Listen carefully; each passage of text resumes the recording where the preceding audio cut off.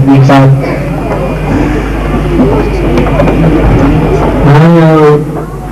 ये आगे मेरे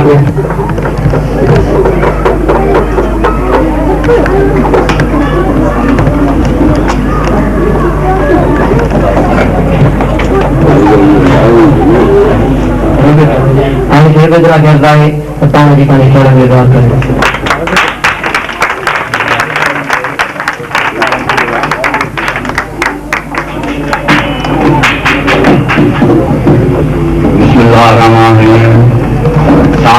सदाईं करी मटे सिंध सुपार दोस्त मिठा दिलदार आलम सबाबार जनाब महफिल सदर साहब साहब एजाजी मेहमान इन स्कूल जा उस्ताद साहब प्यारा शागिर्दो अस्सलाम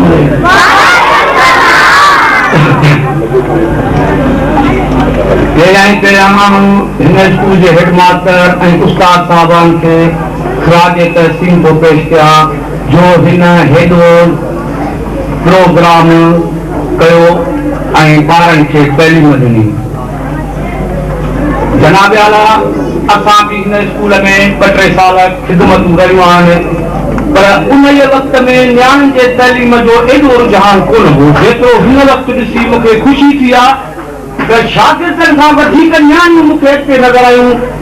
सलाम आहे उन्हनि खे उस्तादनि खे शेख अयाज़ जो कौल आहे त जंहिं शागिर्द जो माउ ऐं पीउ पढ़ियल आहिनि उहो घर अदब जी यूनिवर्सिटी आहे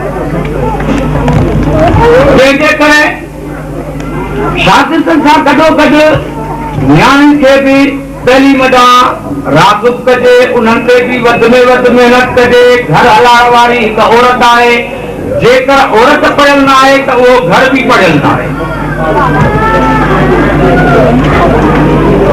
साईं खे इन प्रोग्राम पेश करण ते मुबारकबाद ॾियां थो। उन खां पोइ साईं वली लाइ हिकिड़ो अर्ज़ु कयो त हेड मास्टर अहमद शाह खे घुरिजे त अहिड़ा प्रोग्राम करणु घुरिजनि।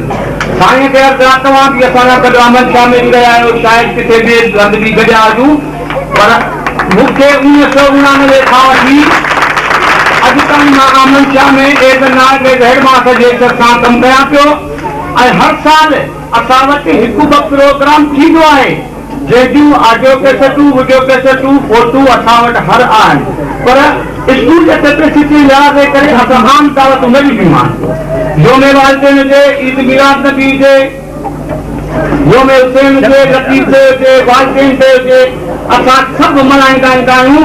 पोइ साल में हिकु ॿ प्रोग्राम चाहे 5 दर्जे जा छोकिरा 6 में लिया अथनि त उन्हनि जी अलॻि पार्टी करे बाक़ाइदे फंक्शन करे पोइ उन्हनि खे गॾु ईंदो आहे ऐं असांजा इहे प्रोग्राम हलंदा रहंदा आहिनि।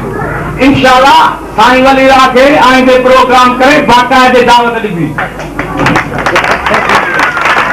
इन लफ़्ज़ चई आख़िर में मां सभिनी शागिर्दनि खे दुआ कंदुसि त अल्लाह करे त हीअ पंहिंजे तइलीम खे मंज़िल ताईं पहुचनि।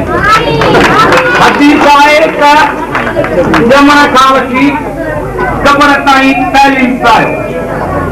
अस्सलाम वालेकुम।